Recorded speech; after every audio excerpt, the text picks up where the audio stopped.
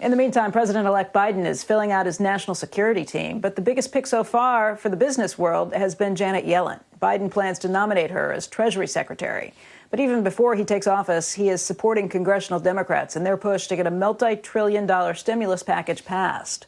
Joining us right now to talk about stimulus and the odds of its passing anytime soon, also the presidential transition, much more, is Senator John Barrasso. Senator Barrasso has spent 24 years as an orthopedic surgeon, so we're going to ask him about COVID as well. But first up, Senator, thanks for being here. It's good to see you. Great to be with you, Becky. Thank you. So let's talk about the stimulus plan.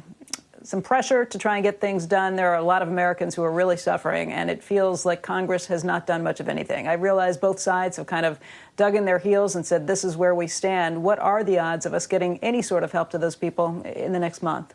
Well, I'd like to see it done specifically with paycheck protection, especially as we're seeing this increased number of cases and some businesses having to shut down as a result. The Republicans brought a targeted bill to do that to the floor of the Senate. 52 Republicans voted for it. Every Democrat voted no. It was $500 billion. It's a lot of money. Nancy Pelosi and Chuck Schumer still living there on Fantasy Island have their $3 trillion proposal. A lot of it doesn't have to do with coronavirus. I was actually optimistic when Joe Biden on Monday said maybe we could do something that's smaller, more targeted. But Pelosi and Schumer, they said nope, all or nothing, which I think is a terrible mistake because when you take a look at the $30,000 Dow right now, where we are with the economy, I think we still need targeted relief, but we can't go to a $3 trillion add to the debt, not at this point. Yeah, Senator, I'd agree with you that any side that says it's my way or the highway is in the wrong. I don't think that it's going to be a $3 trillion bill, but I also think when President-elect Biden says he thinks it should be a smaller, more targeted bill, I don't think he's talking about the $500 billion bill that the Senate voted on down party lines. Where do you think there's a healthy room for the middle? You mentioned PPP. A lot of people would like to help the businesses that are struggling. Probably an extension of unemployment benefits is in order. The schools need more money to make sure that they can either open or stay open. Where do you think there's more room for compromise? Certainly with getting kids safely back to school so they don't fall further behind. More money for vaccine distribution. Look, we have a great story to tell this Thanksgiving of the vaccine that is going to get our economy back to work even sooner. I think we'd be doing even better if states weren't shutting down as some governors are doing right now.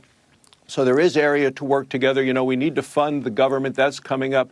December 11th is the deadline for that. So there's a possibility as we do that funding that we combine it with some targeted relief, but specifically related to the disease, related to people back to work and kids safely back to school. Are you in negotiations right now? You're one of the top leaders in the Senate. Are you in negotiations right now to try and tie some of the coronavirus relief to extend the government bill? Because that would be a key. That's probably the only way anything gets passed before the inauguration in January.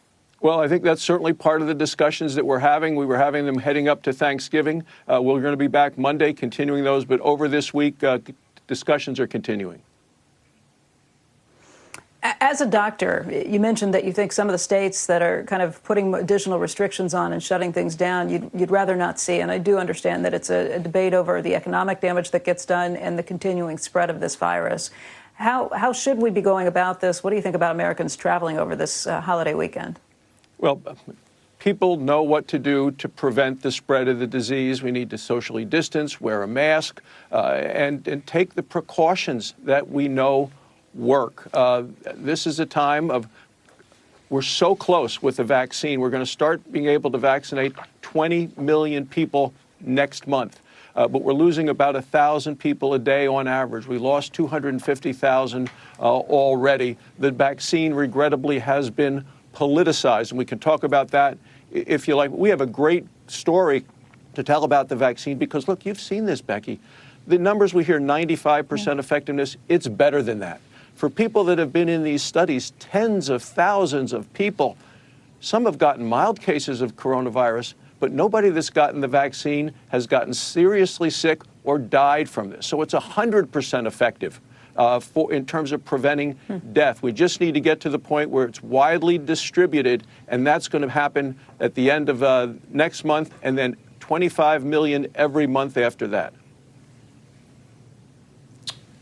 Senator, separately wanted to get your thoughts on the decision by the Trump administration, Secretary Mnuchin, to take back that $455 billion that the Fed had in terms of unspent CARES Act money. In particular, there seems to be an issue now about what fund he's bringing it back into within Treasury, which would effectively require Congress to approve its use in the future, potentially boxing in a Treasury Secretary Yellen if that turns out to be the case. I should say, or I should mention rather, that the watchdog of the CARES Act fund just tweeted that Mnuchin's plans were, quote, illegal and can be reversed next year. I had taken this all at face value when it was first announced, but clearly it's going to make it harder if, in fact, these funds do need to be spent in the future.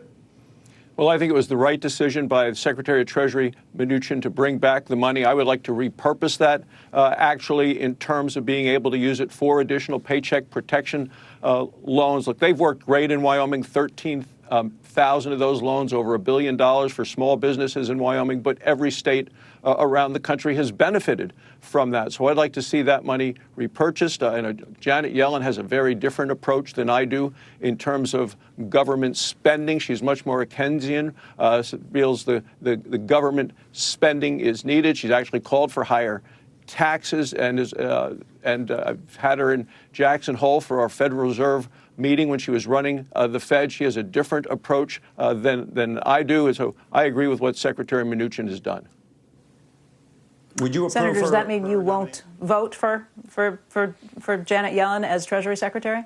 I voted against her when she was brought up to be confirmed for the Federal Reserve. But everybody nominated after the inauguration in January is going to have to come for hearings, testify, answer questions, and we'll make decisions at that time. 95% in general. Presidents get about 95% of their cabinet members approved by the Senate out of formality. Obviously, the people he's choosing may not have the same views you do. Will you give him that same benefit?